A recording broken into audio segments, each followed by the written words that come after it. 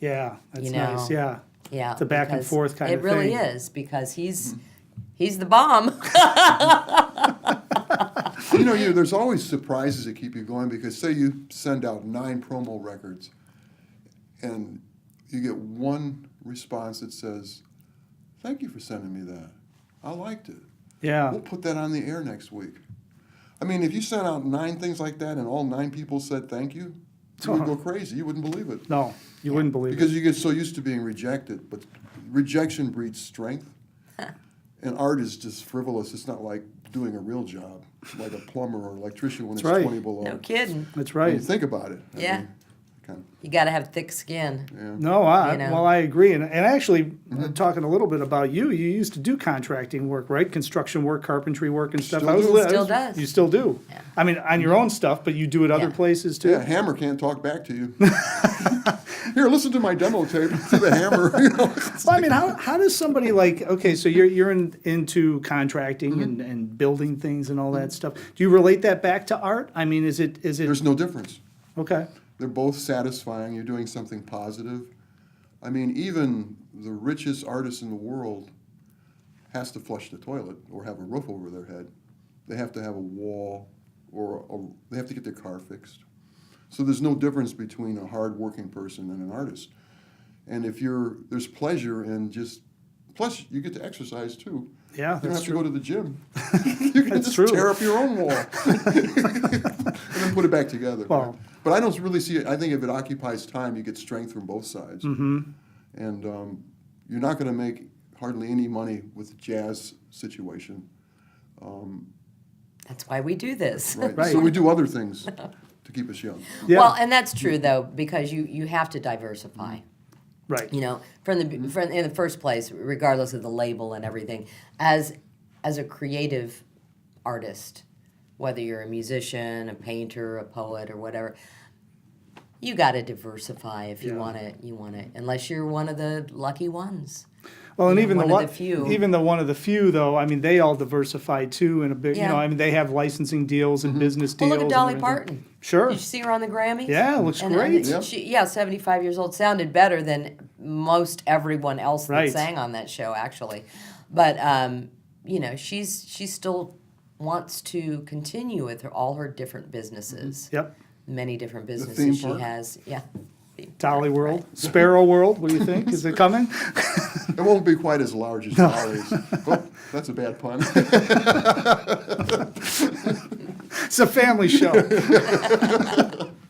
No, but I mean, they all diversify a little bit, right? And Yeah. and with the two of you, just looking over everything you've done, I mean, you've written plays, you've written movie scores, you've written different things, a lot of compositions, a lot of you seem like you have your hands in a lot of the art. But is that because you've diversified so that you don't have to rely specifically on playing 7 gigs a week because you guys have other things going on, whether it's the label, the construction stuff, whatever else, and Yeah, and that because- allows you to be more creative, maybe. It does. Okay. It does, because if you were just counting on, chasing down the gig, and you have to chase down the gig to Yep. get the gig. No matter where it is, how big, how small, you've got to be there, you've got to hang out. It's not an easy thing to. Then you get the gig, you got to get people there. You got to get have people to, there, you or know. the owner starts staring at you like, You get "Why that isn't look. anybody here?" Oh, no, I don't like that. look. So diversifying and doing other things allows you to not sweat the small stuff so much. It's like you can be a little free and not worry so much about that. And I know that Sparrow really, I think, between the two of us, you really want to play a lot more.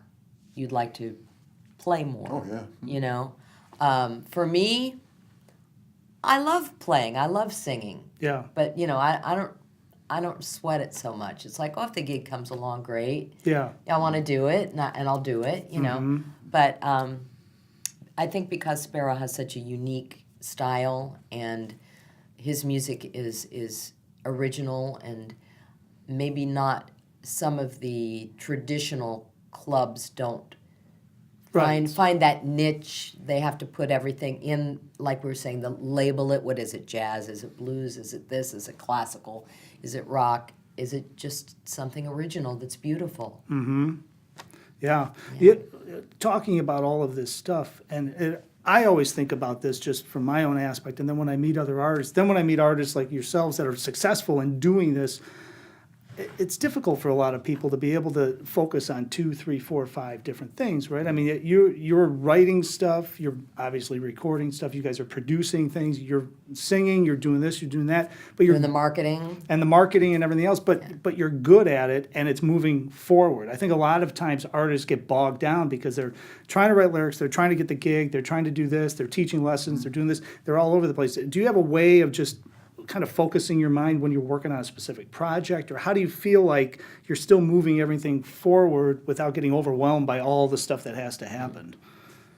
Well, I think I think probably the greatest art is created by some of the shyest people that never leave their house or go anywhere. And they spend so much time practicing and perfecting their art that it exists almost in an isolated vacuum. Mm-hmm. The more time you spend marketing and advertising, it takes away from practicing and doing your art. So it's a double-edged sword. And then there's the word called luck. Some people are just lucky. Yeah. I mean, if I had a hit song, just a half a hit, like the Honeymooners theme song, anything, like Jackie Gleason. You wouldn't be here. I'd be like, my bodyguards would be here and the car would be out there. But since I've never had a hit, Yeah. then I got to put a wall up or something. But I did have many hits You had baby hits. doing commercials, Yeah. okay?